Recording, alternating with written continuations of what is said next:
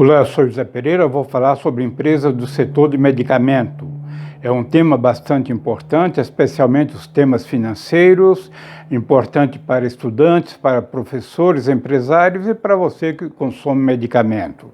Preparei os temas, os slides com bastante cuidado para que a gente possa desenvolver o tema e acompanhar ele com muita tranquilidade. Então vamos aos slides.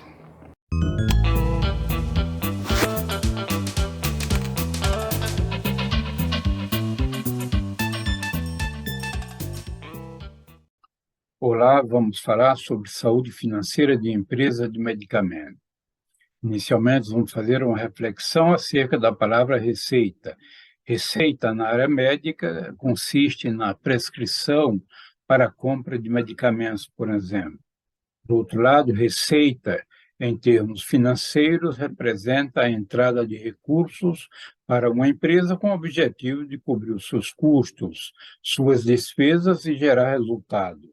O resultado gerado é uma retribuição ao empresário em decorrência do investimento feito por ele e dos riscos relacionados ao respectivo empreendimento. Vamos, portanto, seguir na nossa apresentação, destacando que utilizaremos 3 empresas nessa análise, né? Uma indústria farmacêutica, uma distribuidora de medicamentos e uma rede de farmácias que vende medicamentos, evidentemente, ao consumidor final. Vamos evoluindo, destacando que esse assunto, esta análise das 3 empresas, será apresentada em 4 tópicos principais. O primeiro tópico, nós vamos falar sobre a saúde, o preço da saúde. O segundo tópico, o item 2, sobre a cadeia de medicamentos. O item 3, sobre o desempenho financeiro das 3 empresas. E o item 4, consolidando as considerações relevantes acerca de tudo que foi apresentado para facilitar a utilidade deste vídeo e a contribuição que ele vai trazer para quem estiver assistindo e para todos nós. Então, vamos evoluir falando agora sobre o preço da saúde. Em termos populares, é conhecida a expressão que diz que a vida não tem preço. Isso é uma realidade. Por outro lado, sabemos que a saúde tem preço e custa caro. Este custo caro, ele compreende medicamentos, planos de saúde, exames clínicos e mais uma grande gama de procedimentos possíveis em diversas áreas da medicina e da saúde de uma forma geral. Sabemos também que o envelhecimento da população é um fator que acelera, que contribui para o maior consumo de medicamentos. As condições de saneamento, a educação sanitária e atitude, comportamento preventivo constitui um conjunto de condições, vamos dizer assim, facilitadoras, né, no sentido de preventivo da saúde e visando o menor consumo de remédios. Vamos examinar a cadeia do medicamento.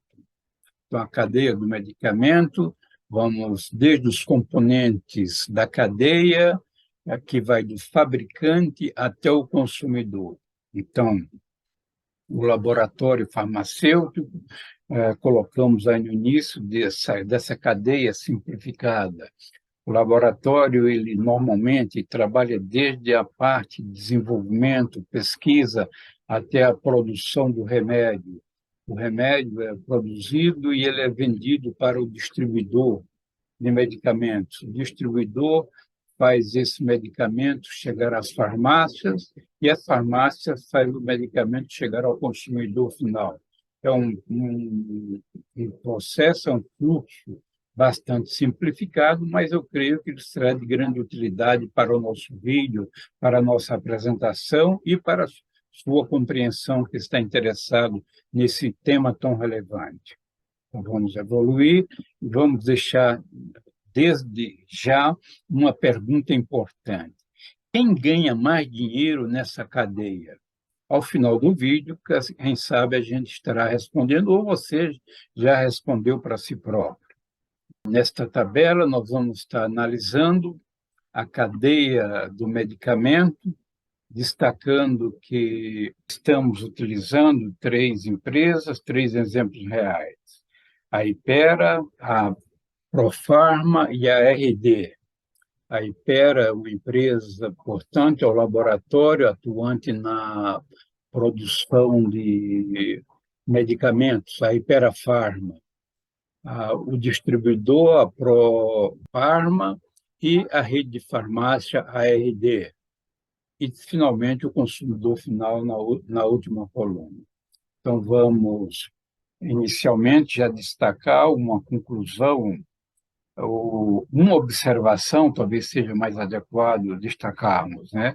Na linha 1, a evolução do preço do remédio, do preço do medicamento. Então, observamos que, tomando como base um medicamento hipotético que custe R$ 1 para a Hypera, para o laboratório, este medicamento ele vai chegar no distribuidor custando R$ 2,71.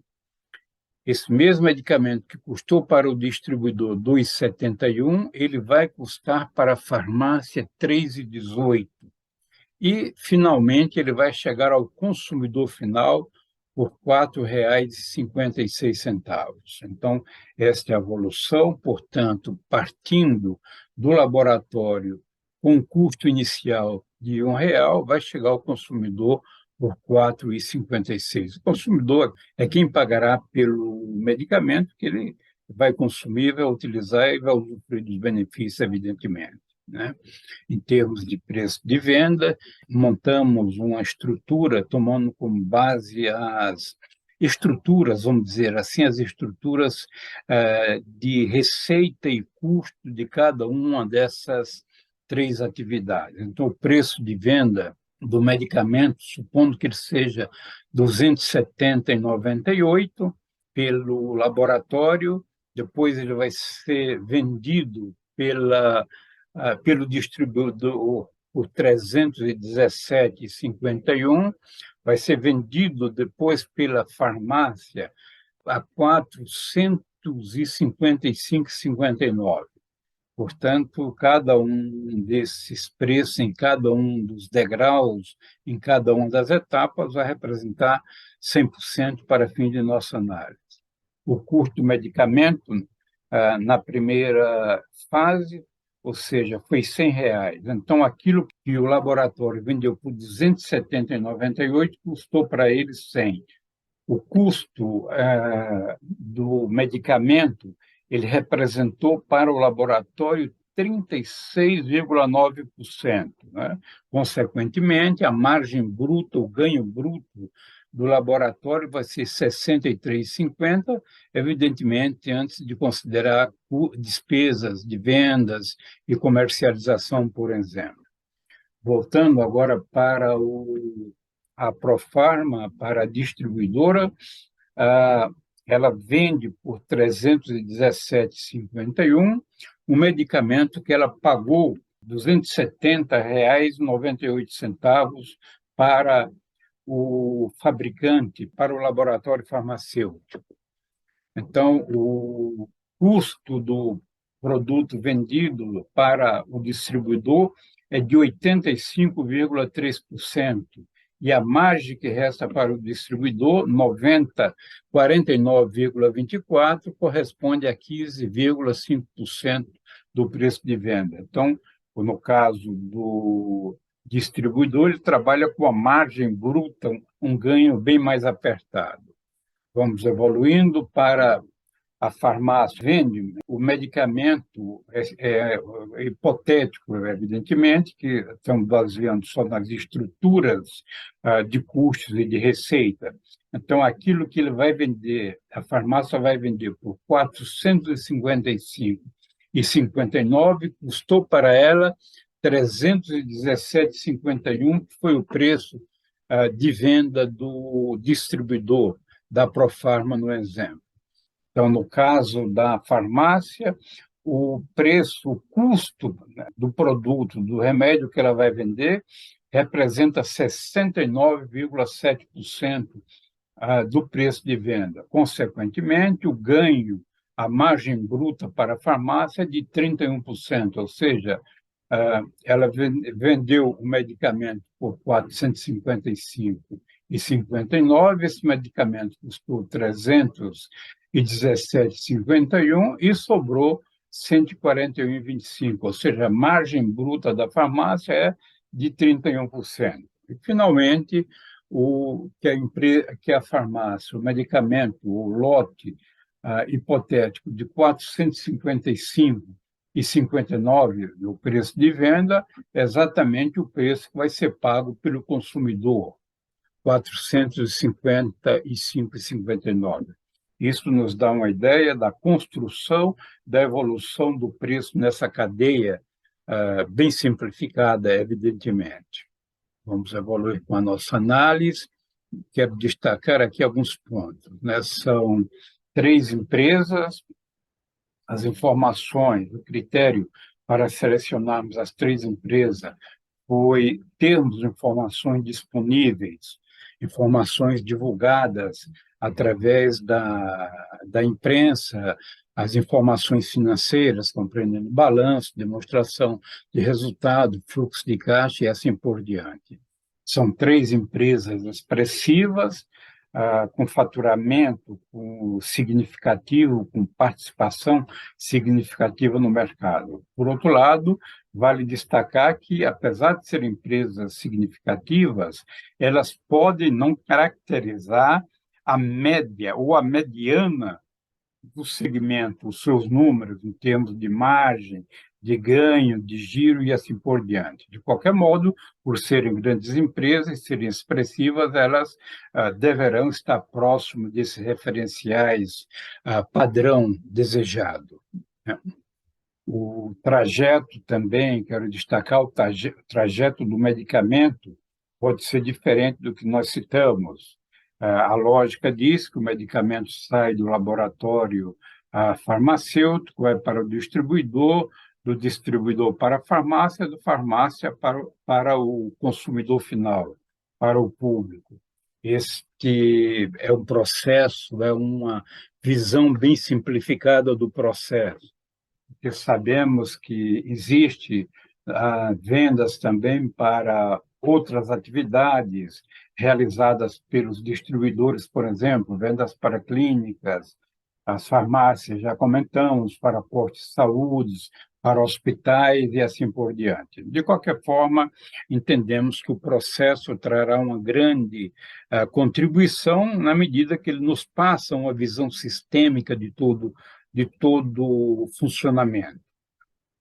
Vamos agora visualizar o desempenho financeiro dessas 3 empresas.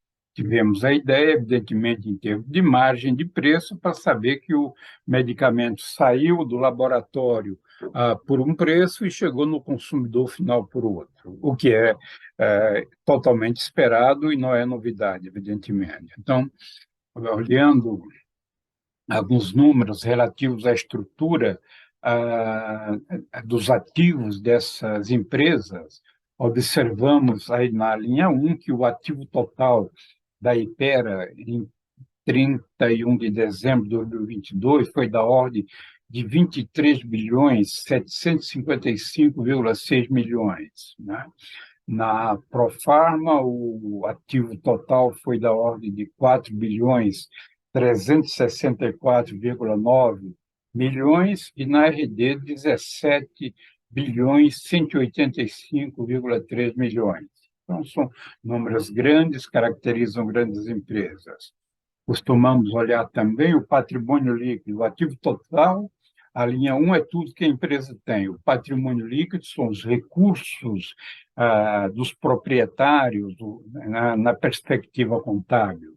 Então, no caso da Hypera, o patrimônio líquido da empresa é de 10.655,4 milhões em 31 de dezembro, na Profarma de 1.510,6 milhões e na RD, que é a rede de farmácia, é de 5.402,9 milhões. Isso aí já nos dá uma ideia que são empresas relativamente capitalizadas.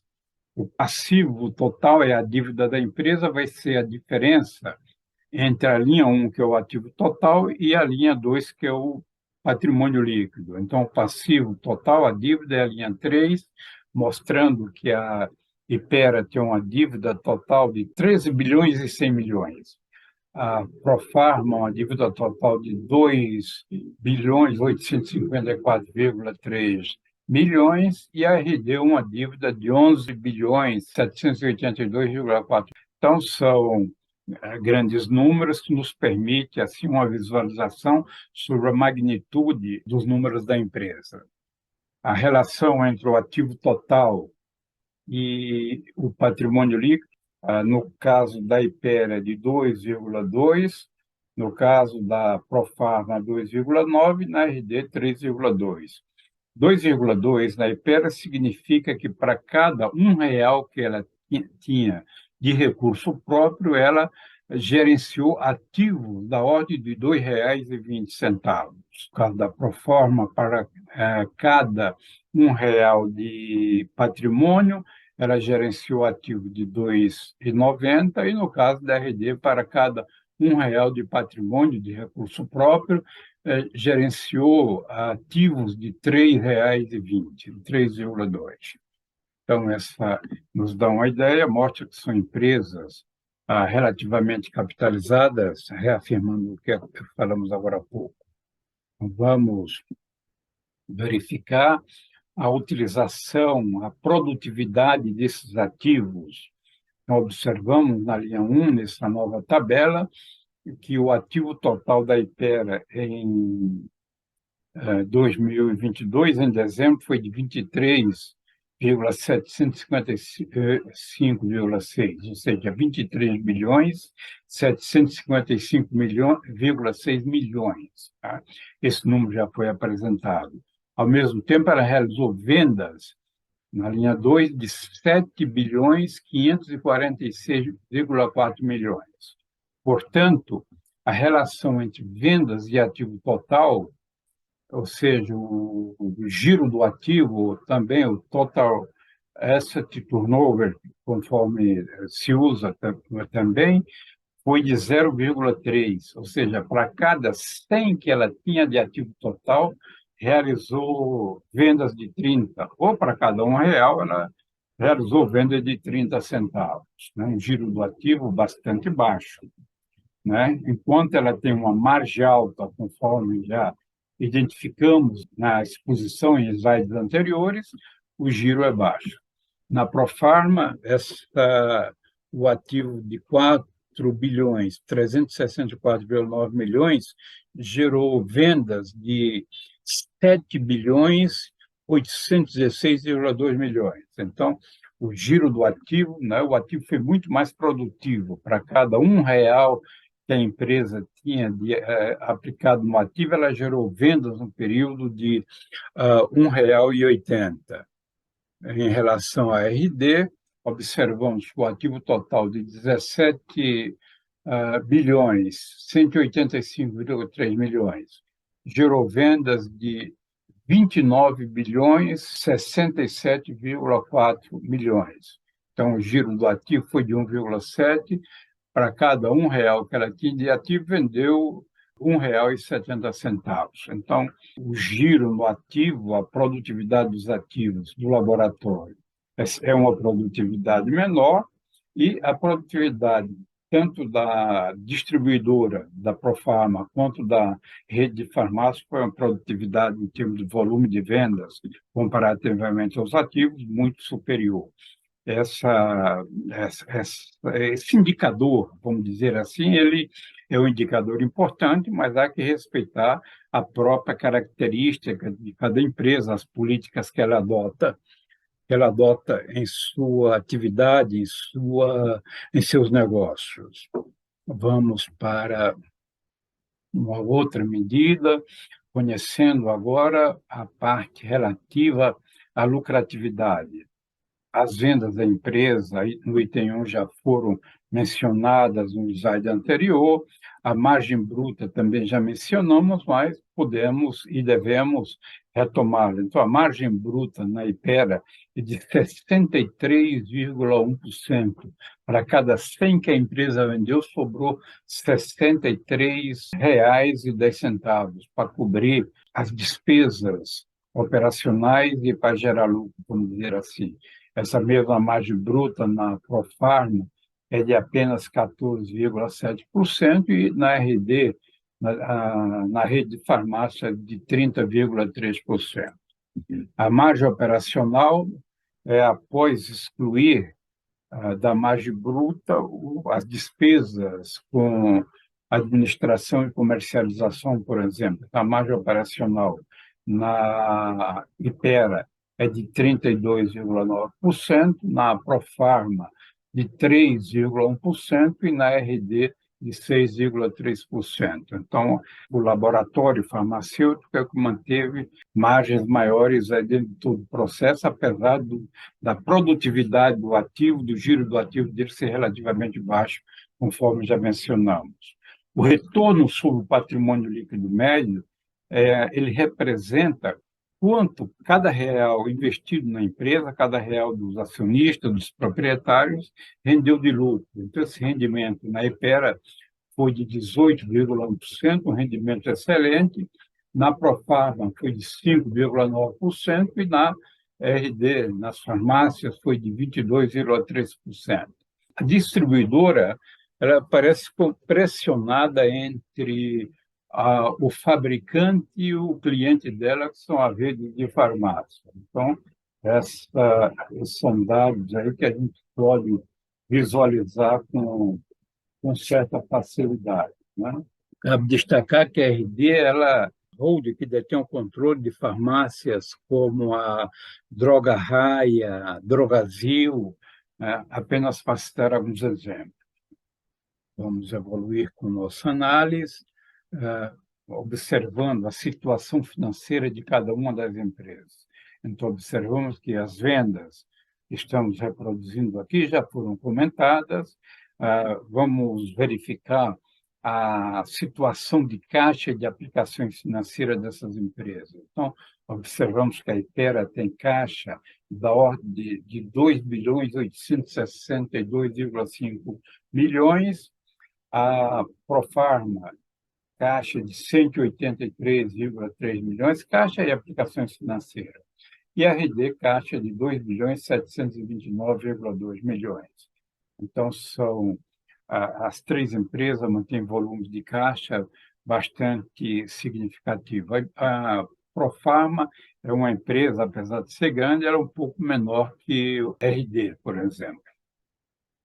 As dívidas financeiras, né?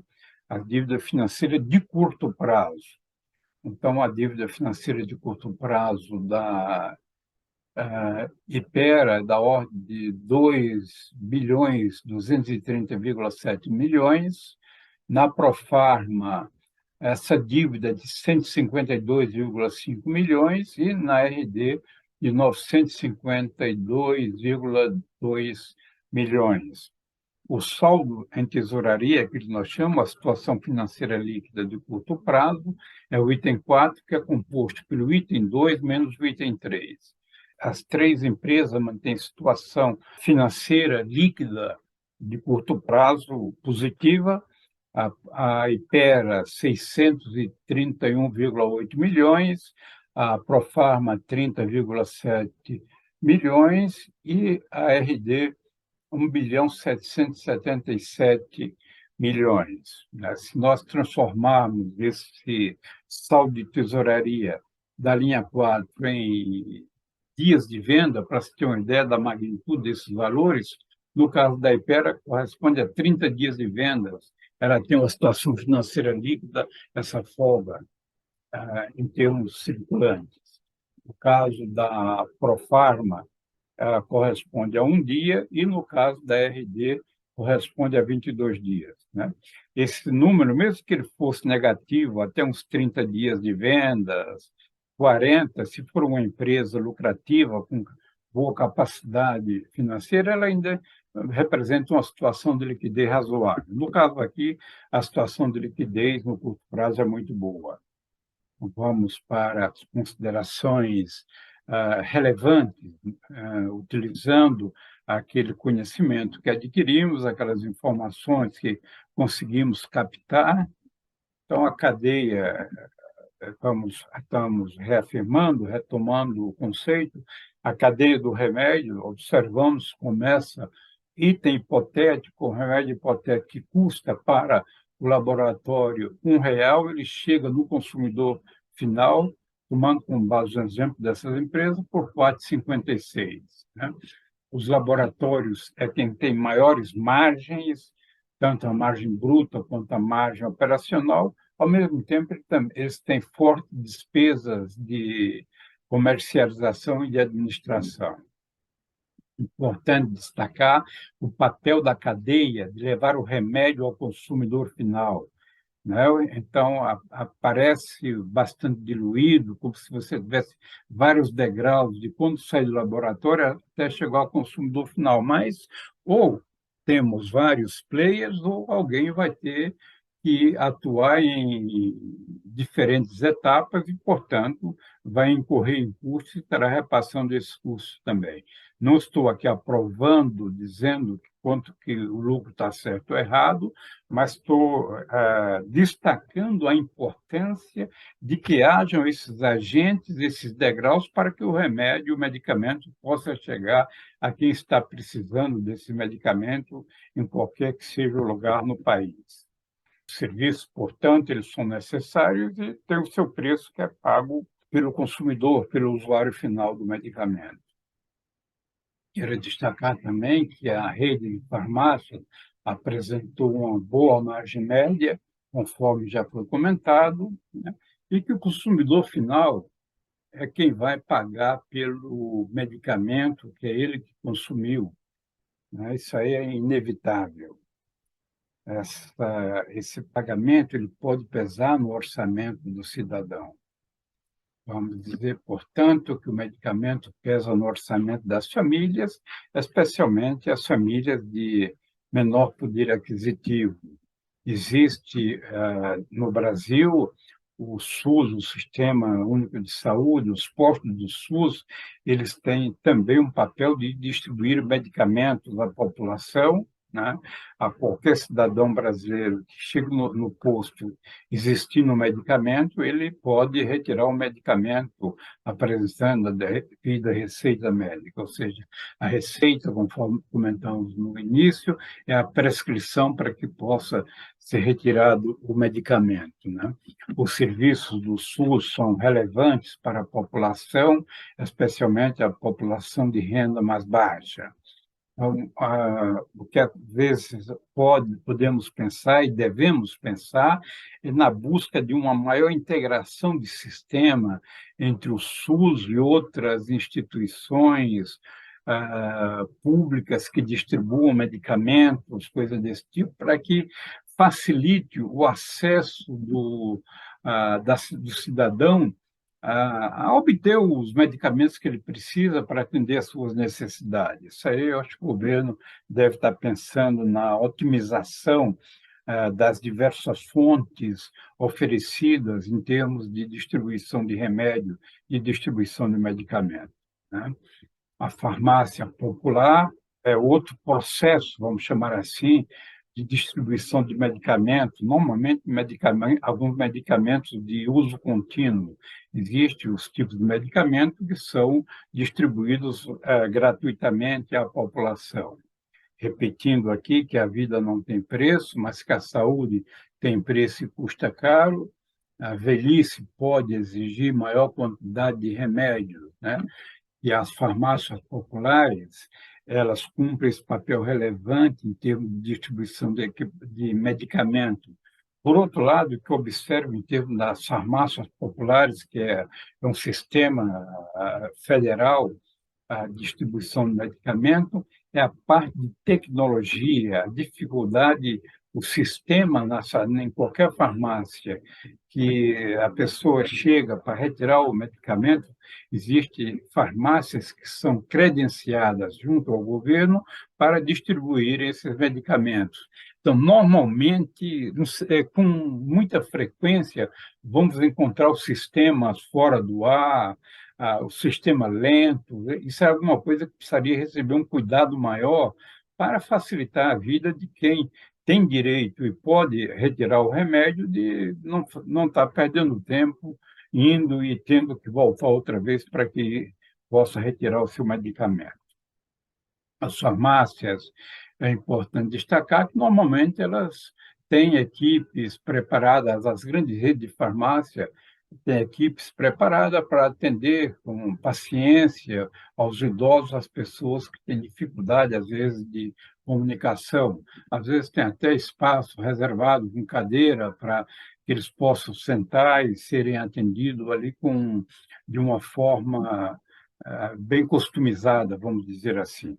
As informações que apresentamos sobre a cadeia de medicamentos, creio que elas sejam de grande utilidade, né? Eu peço que você dê o seu like, se inscreva em nosso canal, aperte o sininho para que você seja comunicado sobre os novos vídeos que serão lançados. É importante para nós o seu reconhecimento e a sua participação, o seu interesse, para que a gente possa estar desenvolvendo um trabalho cada vez mais direcionado para você que tem interesse, que gosta de informações financeiras de empresa. Em termos de bibliografia sugerida, recomendo e volto a mencionar os nossos livros: Análise Financeira das Empresas, Gestão e Análise de Risco de Crédito e Valuation em Projetos de Investimento. São livros que seguramente vão contribuir para que você possa estar adquirindo conhecimento ou revisando conhecimento já existente sobre avaliação financeira de empresa.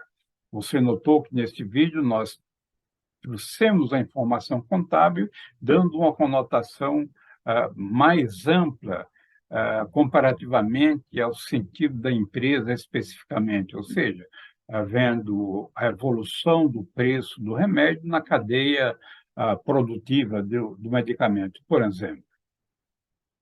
Agradeço a você que assistiu esse vídeo. Estou seguro de que as informações apresentadas lhe serão de grande utilidade. Convido você a assistir os nossos vídeos na área de crédito, finanças e controladoria. Receba o meu abraço e até breve.